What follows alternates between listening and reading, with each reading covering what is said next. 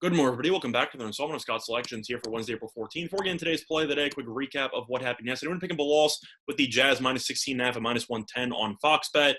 Utah had a pretty crazy ride there. At first, you thought they might be dead to rights. Then they looked like they were easily going to cash, and then they ended up not covering. Utah was down 17 in the first quarter, and then you changed the channel, turned back 2 hours later, and Utah's up 25. That's right. There was a 42-point swing in the middle of the game in favor of Utah. And you're looking at that fourth quarter, Utah was up 24 with 6 minutes to go. And, of course, that means you have a 7-point cushion to the 16.5, and all you need is Oklahoma City, the team that gave up a 42-point swing, to not have a good 6 minutes, and they did. Oklahoma City ended up going on a 19-5 run to end the game, and Utah went from up 24 to up 10, and that's how the game ended. So pretty crazy. Dort also had 42 points, which is a career high by far for him. Really just a crazy game, and even though Oklahoma City did burn us finally after we cashed on them for about 2 weeks straight, Utah probably should have covered the game. But it is what it is. And look for a bounce-back spot here on Wednesday. For the play of the day, we're going to be looking at an NBA matchup in the afternoon between the Bucks and the Timberwolves. And for the play of the day, we're going to be taking the road favorites here in the Bucks -9 and -110 on DraftKings. Time recording of 2:34 a.m. Eastern Time. Now, first of all, we're going to be gambling on the injury reports a little bit because a lot of this is going to come down to whether Giannis plays or not. However, I think Giannis is going to play. So this line should probably move up another point or two, potentially even more based on what we saw from Minnesota yesterday. Looking at Giannis, he's questionable for this game. However, he was a full participant in practice yesterday. So it does seem like Giannis is finally going to make his return.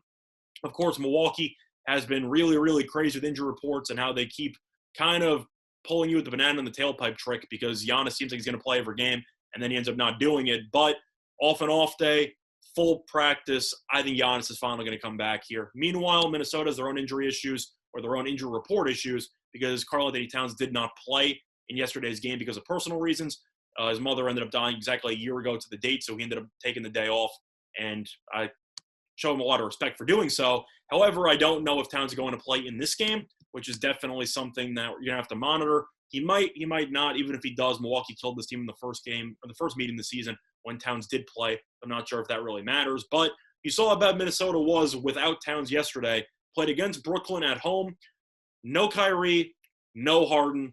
Didn't matter. Nets by 30. The game was an absolute blowout. The Nets were actually up 40 halfway through the fourth quarter before the bench squad came in and gave up a pretty decent run to Minnesota. But they got killed without Towns. This team is a bottom 3 team in the league. With Towns, probably a bottom 5 team in the league, bottom 6 team in the league. And you look at Minnesota, the main issue with this team is defense. They play a very, very up-tempo style of offense, but they can't guard anyone. Minnesota's allowed at least 127 points in 3 of its last 4 games, including 127 to the Nets yesterday without 2 of its best 3 players. Meanwhile, these teams played back in late February. Milwaukee won that game by 27 at home.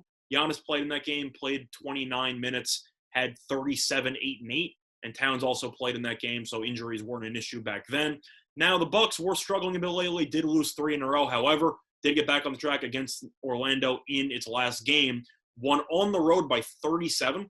So Milwaukee, who was slumping, has kind of been a streakier team all season long. Seemed to go on huge winning streaks, then decent losing streaks, and then they kind of rotate. And I feel like Milwaukee might have finally got back on track after killing Orlando. Orlando, of course, is a bottom 2 team in the league. Minnesota's not that far behind.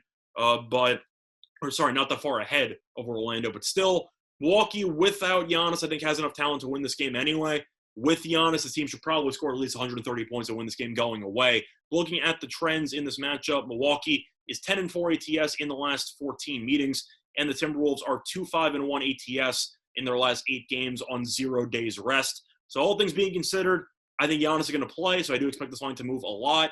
Towns might play, might not play, but even if this line does move in favor of Minnesota, let's just say worst case scenario that Towns plays and Giannis is out, I still think Milwaukee can cover this number because Minnesota is so bad defensively that I really think that Milwaukee should be able to do whatever they want offensively with or without Giannis. But the play of the day, once again, here for Wednesday, April 14th, is going to be on the Bucks, -9 and -110 on DraftKings. That's been this installment. So I can do to all of you and respect the best today. Bye, everyone.